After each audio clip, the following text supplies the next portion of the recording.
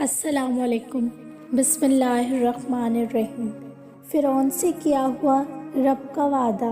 یہ واقعہ آج سے 3500 سال پہلے پیش آیا تھا۔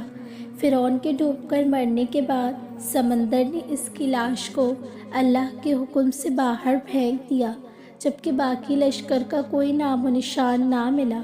مصریوں میں سے کسی شخص نے ساحل پر پڑی اس کی لاش پہچان کر اہل دربار کو بتایا۔ فرعون کی لاش کو محل پہنچایا گیا۔ درباریوں نے مسالے لگا کر اسے پوری شان اور احترام سے تابوت میں رکھ کر محفوظ کر دیا۔ حنوط کرنے کے عمل کے دوران ان سے ایک غلطی ہو گئی تھی۔ فرعون کیونکہ سمندر میں ڈوب کر مرا تھا اور مرنے کے بعد کچھ عرصے تک پانی میں رہنے کی وجہ سے اس کے جسم پر سمندری نمکیات کی ایک تہ جمی رہ گئی تھی۔ مصریوں نے اس کی لاش پر نمکیات کی وجہ سے وہ تہ اسی طرح رہنے دی اور اسے اسی طرح حنوط کر دیا۔ وقت گزرتا رہا، زمین و آسمان نے بہت سے انقلاب دیکھے جن کے گرد کے نیچے سب کچھ چھپ گیا، حتیٰ کہ فرعونیوں کی حنوط شدہ لاشیں بھی زمین کی تہوں میں چھپ گئی۔ ان کے نام صرف کتابوں، ان کی تعمیرات اور لوگوں کے ذہنوں میں رہ گئے۔ اس واقعے کے 2000 سال بعد اس دنیا میں اللہ کی آخری نبی حضرت محمد صلی اللہ علیہ وسلم تشریف لائے۔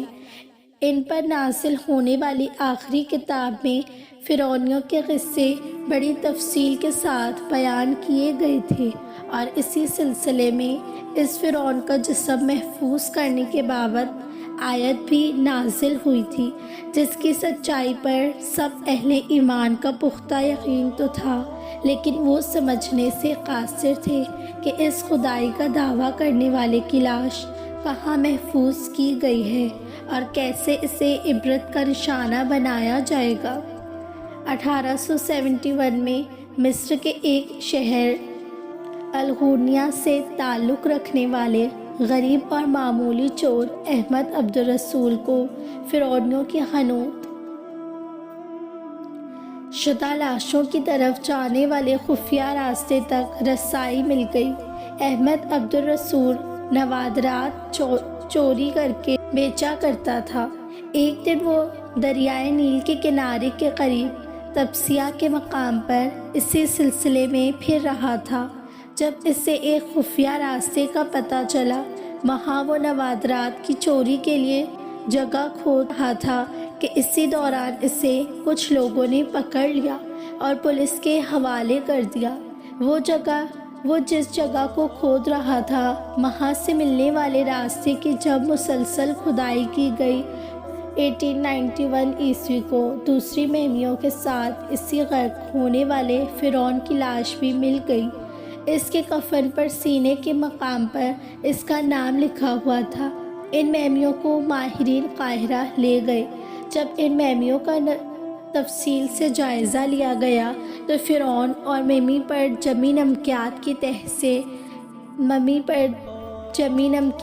تہ سے تصدیق ہوئی کہ یہ وہی فرعون ہے اللہ نے پانی میں غرق کر کے بدترین انجام سے ہمکنار کیا تھا۔ یہ بہت بڑا واقعہ تھا۔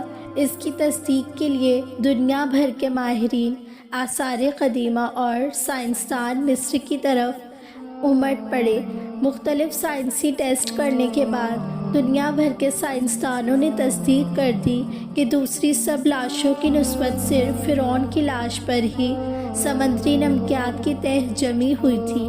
اس تصدیق کے بعد اسے فرعون کی لاش قرار دے کر عجائب گھر میں محفوظ کر دیا گیا۔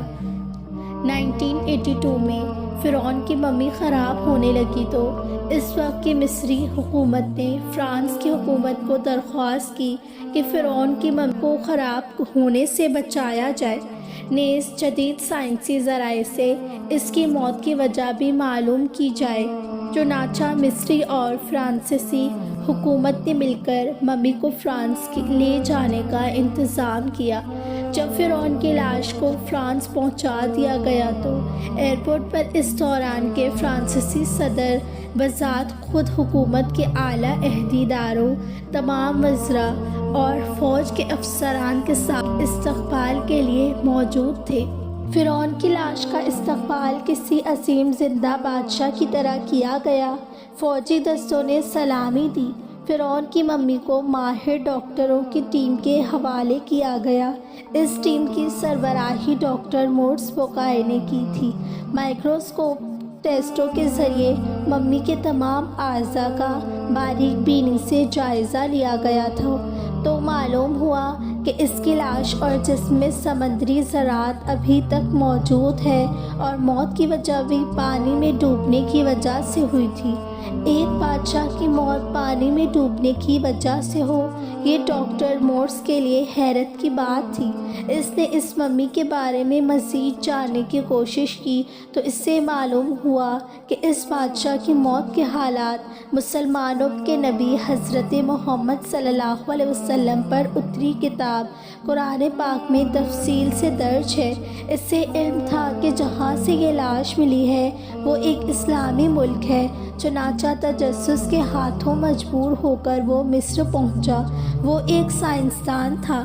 اس نے اس معاملے میں مصر کے ہی ایک سائنسدان سے ملاقات کی۔ اس سائنسدان نے قرآن پاک کھول کر اسے سورہ یونس کی آیت نمبر 92 کا ترجمہ لفظاً بلفظاً سنایا۔